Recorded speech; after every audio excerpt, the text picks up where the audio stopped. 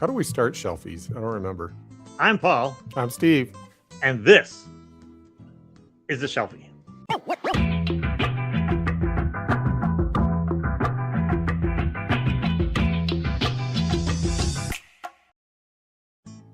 Welcome to the rarest of moments where I'm actually doing the Shelfie. I'll do the heavy lifting. Paul does the heavy editing. It's April. Yeah, the hope of a Shelfie is little as editing as possible. But I look at the size of the video. I'm like, oh, it's only like 10 minutes. I want to edit the shit out of this thing. Anyway. It's 10 minutes. We're going to make it 7. This week on this week's Shelfie, we're continuing with April.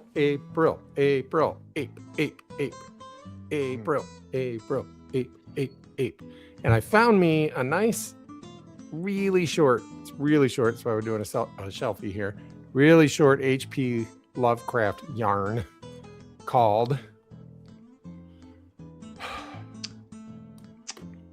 I'm curious how you're going to tie the temple in with April. Oh, the temple. That's what it was called. I was going to suggest the Herbert West Reanimator, because I'm like, I think there's a gorilla in it. And then I did some digging around, like, no, it's just Lovecraft being Lovecraft. It's not a gorilla. So it's a human being. All right. The reason I am Captain Steve, and the reason I was in our previous video, is the temple involves a German U-boat. And the captain is so German. He's like the stereotypical German, or how you would have thought of how Lovecraft specifically would have thought of Germans in 1925 when he wrote this. He's so German. He hates other Germans. That's right. He does too. And if he hates you, he'll go, "That's not very German of you." That's Rhinelander German, not pure German. This guy's like purity culture. He'd fit right into the 2020s. So this is during World War I. Yeah. They didn't call it that at the time. In fact, H.P. Lovecraft didn't call it World War I because he didn't know. He called it the war. Yeah. I'm pretty sure that's what folks called it back then. He didn't know what was about to happen in, less than 10 years. So, so it's late in the war, 1917 time frame, the time that Germany decided to do unlimited submarine warfare, which they knew would probably bring the Americans in, and it did. The Americans entered the war for various reasons, but the unlimited submarine warfare was part of it. Yes. This isn't about that. But it's me, so it could end up being 90% that, and then I can be. I thought we were going to talk about the temple. We'll get there when we get there. It's it starts with them sinking a British merchant vessel, which is what they were doing. They're trying to blockade Britain with their U-boats, and they also committed a war crime by firing on the lifeboats.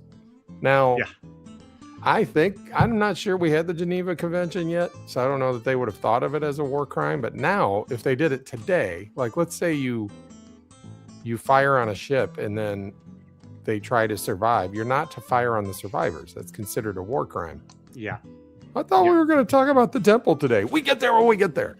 I think I don't think the war crimes existed until after World War II. Otherwise, Canada would have been with the shotguns, with the trench gun. Yes. Well, I mean, it. And then it became a Shelfie about World War I. Prior to that, it was like war was considered a gentlemanly affair, and it was considered like the leaders, the generals and the other officers would keep the men in check, and not commit ungentlemanly acts. Then World War I happened, and they threw all that out the window. Yep. They're like, we're gonna have to do some ungentlemanly stuff here, and nobody's ever gonna win. Well, the Germans were like, we invented the machine gun, and the Canadians were like, we brought shotguns. Yeah, right. And then there was gas. Anyway, yeah.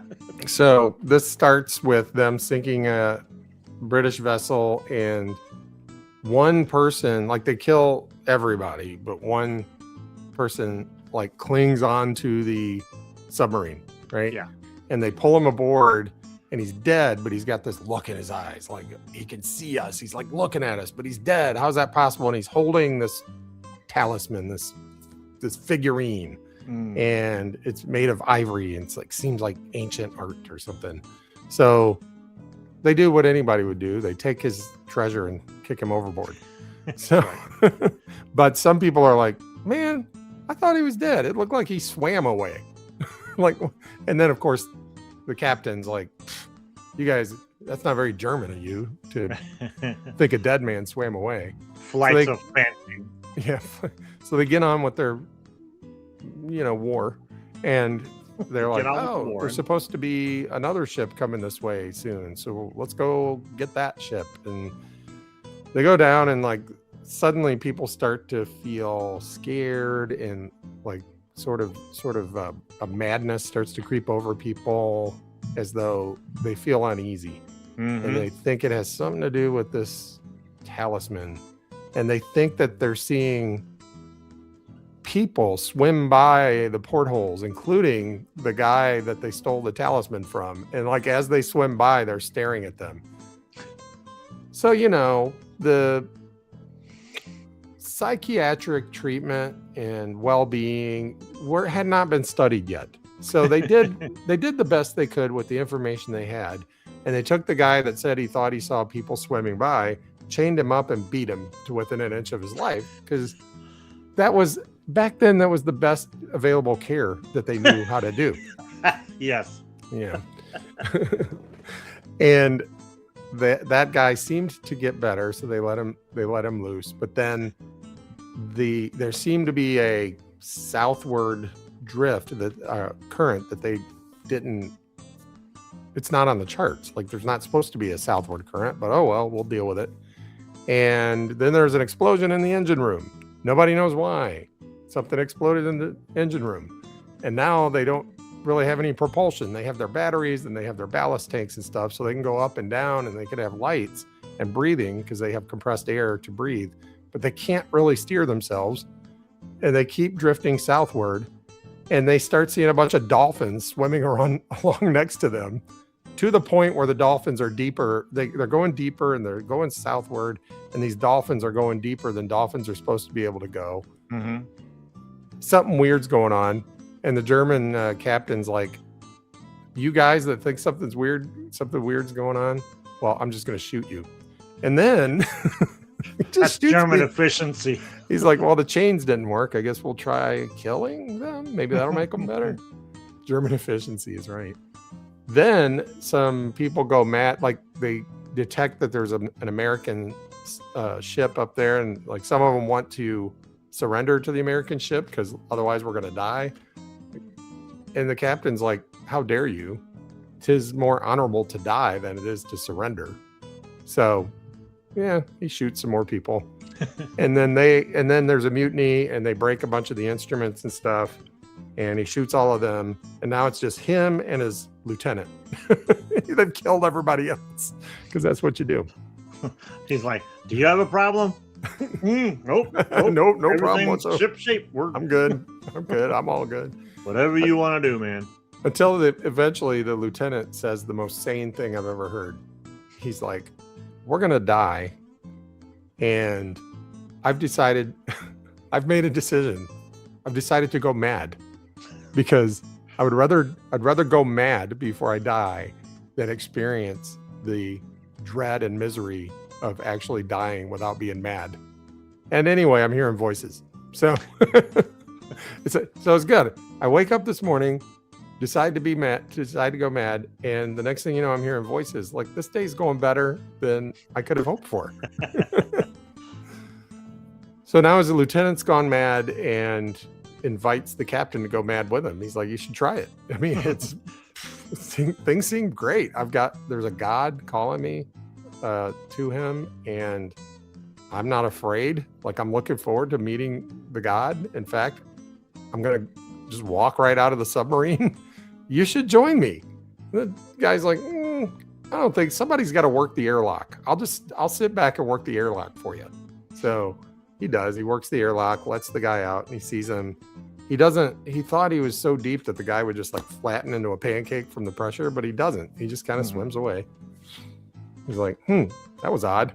And so the ship kind of sinks down, finally lands on the bottom, right in the middle. It's like something out of Mountains of Madness. Yeah, very much so. Yeah. It's a city. It's a city with temples, like businesses, probably parking garages,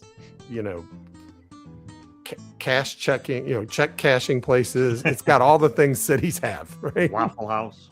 Waffle House is down there. Waffle House is still open. Yeah. Like, I think the flooding's getting pretty bad. No, Waffle House is still open. We're probably okay. Yes. He calls it Atlantis. He's like, it's the lost city of Atlantis, right? And long story short, spoiler alert, he ends up putting on I forgot to mention this whole thing is somebody found a journal in Yucatan. Yeah. And we're just reading the journal, right? So he's like, this is my final entry.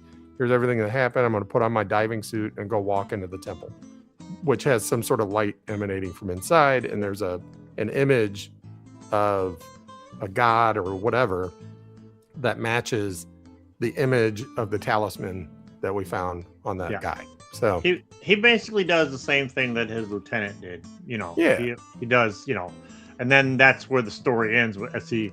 Today's a good day to go mad. Goes into the light. Yeah, the story ends with him going into the light. Which, if I were brand new to H.P. Lovecraft, I'm relatively new, but if I were brand new, I'd be like, well, that wasn't a good ending. Something should have happened. We should have found out what he saw. There should have been a fight. There should have been a something. There was no climax. And where the climax is really him describing the city and being like, wow, there's a whole city down here, and the god is on the talisman, and that's what's been going on. Is there some god down here? That's the climax. And the payoff probably comes in, I'm guessing, and I have some context clues here. I'm guessing we're not done with the city down there. Yeah, that's a pretty good guess. I am by no means a Lovecraftian scholar. I have read quite a bit of him, and I haven't really dug deep enough to connect the dots to be able to be 100% on that. But yeah, it's a pretty good guess. It's a pretty good assumption. I forgot to mention one thing. One of the things this guy put in his journal, this captain, is tough as nails, very German, very disciplined ordinarily. But there was one thing in his life that he wrote about that he missed more than anything. Like, he didn't mind dying because he knew his son would be taught to be a man like him. So he was looking forward to dying gloriously, and hoped and knew that his son would be taught to be a man. But he did talk about one thing he missed. His only regret about not surviving. Garfield? His pet monkey. Oh. He had a pet monkey that he grew up with in Germany during a time when a lot of people didn't have pet monkeys, but his father had gone to India and had brought back a monkey that he raised from a baby. And he and the monkey were good friends. He was going to miss him. And he put in his journal, he bade his son to take care of his monkey for him. I thought that was touching. Really. This tough as nails, somehow that monkey got through the hardened exterior and touched this German captain. So now this is the part where our viewers have to decide. Is Steve bullshitting? That's no bullshit. Man. No bullshit. Look it up. Read it. It's a short story, man. Look it up. Read it. It's very short. Look it up. Don't let the size of this doorstop, fool you. It's a short. That's a good collection too. So this is an interesting collection. It does not have the temple in it, but I have two collections of Lovecraft. I have this one, and I have one called The Call of Cthulhu and Other Stories, which I think is just something somebody probably printed up. Yeah, neither one has the temple, but I thought I would show this anyway. Yeah, that's a good collection. I used to have that. Joyce Carol Oates. I think I gave my copy to Superfan James. I this one's interesting because long before we started our booktube channel, this found its way on our bookshelf in my living room. And the only reason I know I have it is after we started our booktube channel, I was like, I wonder what other books I have. And I just like started looking. I was like, hold on, Tales of H.P. Lovecraft. It just mysteriously appeared one day. I mean, it's possible my wife bought it at some point. It's from 1997. Yeah. Either my wife got it because, you know, she likes reading, or it was during a period where I was like, I want to seem smart. Let me get some books. Well, you had said in the past you've tried reading them in the past and couldn't. So quite possibly that's what you did. Maybe it was this one. This one does have Shadow over Innsmouth. It also has At the Mountains of Madness. It does not have The Lurking Fear. Yeah. Which, by the way, the but my other one does. The stories that Steve's bringing up is what we're going to go over next month during Horror Mayhem. So we're not going to completely just do nothing but that. But that's the theme. That's like the overall theme is Lovecraft. My other collection has The Lurking Fear, and I'm about halfway through it, actually. I started reading it because you told me I don't have to wait until May to start reading these. That's right. Yeah, I love The Lurking Fear. I'm liking it. I love the temple. I love the temple's great because it's a linear story that has 3 acts, which doesn't always happen with Lovecraft. But the thing is about the temple is it was written. I believe it was written in 1925, so it would have been like a retrospect onto World War I. And again, I'm not a scholar, but I'm fairly certain that it was kind of like a response to Edgar Rice Burroughs' Land That Time Forgot, because the first part of that book is these Americans and these Germans have to work together on this damaged U-boat, and they end up finding this, dinosaur land hidden in the Antarctic. So I'm willing to bet that it's kind of as a response to that. But I love both equally. But yeah, I love the temple. I love reading about like attitudes toward Germans in the interwar years, because all the horrible stuff had not happened yet in terms of what the Nazis eventually did. And so we're only talking about the Great War and the attitudes toward Germans coming out of the Great War. And there was a lot of propaganda, much of it not deserved. And it's easy looking at it from a 2026, from a post-World War II point of view. It's easy to go, oh yeah, the Germans are bad. They were the bad guys during that war. It's like they weren't the Germans we think of when we think of World War II Germans, right? They were another empire, another empire that eventually fell apart because of the First World War. Yeah. But all the propaganda was, the Huns and they're savages and they're awful and they treat people horribly. And it's like, did they? Some, they probably did, but probably no more than the Allied countries, the United States, Canada, Great Britain, France, all had the same sorts of attitudes that the Germans did. It's just they were on opposite sides of this war, right? Yeah, and of course, in 2026, looking back and reading these and looking at Lovecraft's decision to go with a German U-boat as opposed to anything else, doesn't give you using today's lens, you don't get the aha moment you think you do. To me, I think the reason, this is just, my opinion on why he chose a German U-boat, is Germans have this reputation for being really rigid and very duty country and not susceptible to these superstitions and the madness. Like, it's engineering, it's technical. If I can prove it and feel it and see it, it's tangible. And these are the things that work, that was their reputation. That's pretty well deserved. That's still true to this day, I think. Not all Germans, obviously, but It's very much part of the culture is an engineering, pragmatic approach to things. Yeah. And like people swimming outside the boat, like staring at us, nothing pragmatic about that at all, right? That could have worked with English as well, because I think English military folks sort of have that, like there's no superstitious, just all like duty, God, God and country, right? Yep. But anyway, I think it's interesting to read attitude. There was a organization here in Indianapolis called the German American Society or something like that, and they actually changed their name during the First World War because of the animosity toward Germans once America entered the war, to the Athenaeum to sound more Greek. It was like, we still like Greeks, right? We good with Greeks? Yeah, good with Greeks. Yeah, okay. Yeah, we'll go with Greek. So Yeah. it's interesting. I like this story. It's a nice little story.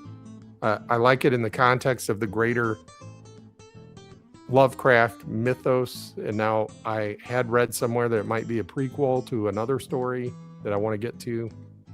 So, so then on a scale of, how do you rate? 2.91. 2.91. Yeah, it's a solid 2.5 for me. It's a solid story. It like standalone, it's missing that satisfying, like, okay, and the climax is there's this city, right? Whereas with Mountains of Madness, you get the whole chase at the end, and then they narrowly escape. Yeah, like if you didn't like the ending to Close Encounters, you're not gonna like the ending to this. If you didn't like the ending to 2001: Space Odyssey, you're not gonna like the ending to this. All right, well, that's gonna close the cover on this Shelfie. We'll be back next week with more April, and if there's no ape in the story, I'll make something up.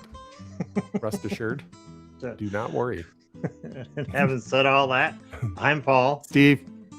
And the next time you're looking for something to read, check your Shelfie.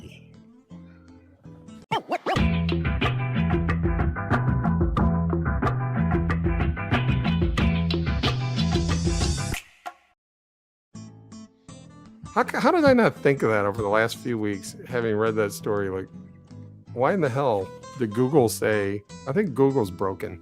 Google is garbage, dude. I think you're Google right. is trash.